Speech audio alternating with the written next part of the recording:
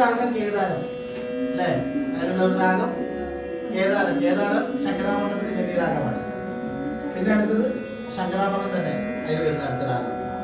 പിന്നെ യദുകുല കാമ്പോജി വരുന്നുണ്ട്, കല്യാണി വരുന്നുണ്ട്, മോഹനം വരുന്നുണ്ട്, ദിലഹരി വരുന്നുണ്ട്, ശ്രീരാഗം വരുന്നുണ്ട്. അങ്ങനെ 9 രാഗങ്ങളും ചേർന്ന് പാടാം.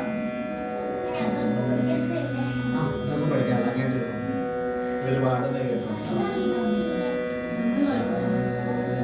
സാഹിത്യം മാത്രം